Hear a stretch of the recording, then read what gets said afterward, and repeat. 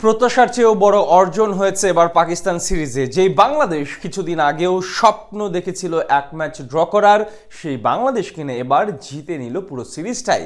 এর চেয়ে বড় অর্জন আর কি বা হতে পারে। দারুণ এক সিরিজ জয়ে বড় লাফ দিয়েছে বাংলাদেশ, টেস্ট চ্যাম্পিয়নশিপে এগিয়েছে অনেকখানি পথ। এবার তো ফাইনালে স্বপ্নও দেখতে পারে টাইগাররা। প্রতিবেদনের বাকি অংশে জেনে নেব পয়েন্ট টেবিলের বিস্তারিত। ইতিহাস তবে গড়েই ফেলল বাংলাদেশ। সিরিজের আগে যারা ছিল আন্ডারডগ, সিরিজ শেষ করল তারা 2-0 ব্যবধানে। ব্যাটিং ও বোলিং দুই ডিপার্টমেন্টেই তাদেরকে ব্যাকফুটে ফেলে এবার সিরিজ নিশ্চিত করল নাজমুল হোসেন শান্তর দল।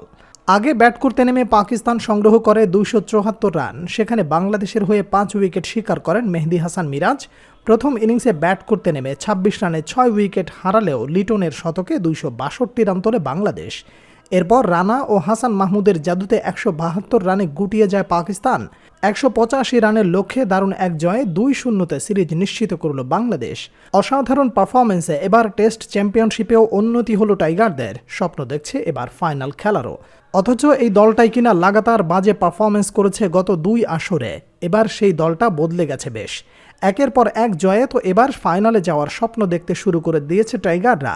বাংলাদেশের এই 2-0 ব্যবধানের জয়ের পর তবে টেস্ট চ্যাম্পিয়নশিপে পয়েন্ট তালিকায় কার কোথায় অবস্থান, দর্শক চলুন জেনে নেওয়া যাক।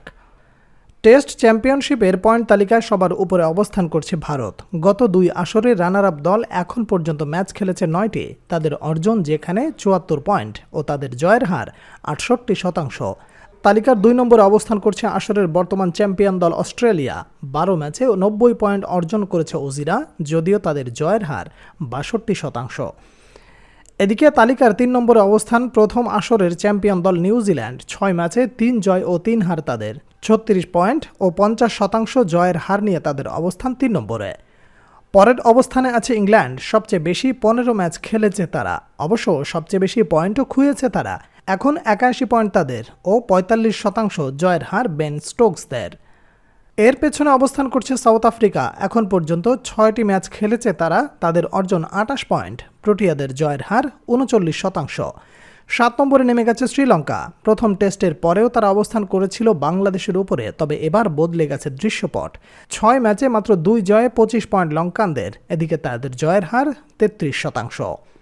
6 ম্যাচের মধ্যে 3টি জয় পেয়েছে বাংলাদেশ, তবে এর আগের ম্যাচে স্লো ওভার রেটের কারণে পয়েন্ট কেটে নেওয়া হয় টাইগারদের। নয়তো 3 নম্বরে থাকা নিউজিল্যান্ডকে টপকে যেত বাংলাদেশ, যদিও সেটা আর হয়নি। তবে তারপরেও 4 নম্বরে উঠে এসেছে শান্ত বাহিনী। 6 ম্যাচে এখন 33 পয়েন্ট বাংলাদেশের, তবে জয়ের হার এখন 45.83। তালিকার 8 নম্বরেই আছে পাকিস্তান। 7 ম্যাচে মাত্র 19% জয়ের হার তাদের। তালিকার তলানিতে আছে ওয়েস্ট ইন্ডিজ, 18% জয়ের হার এই দলটির।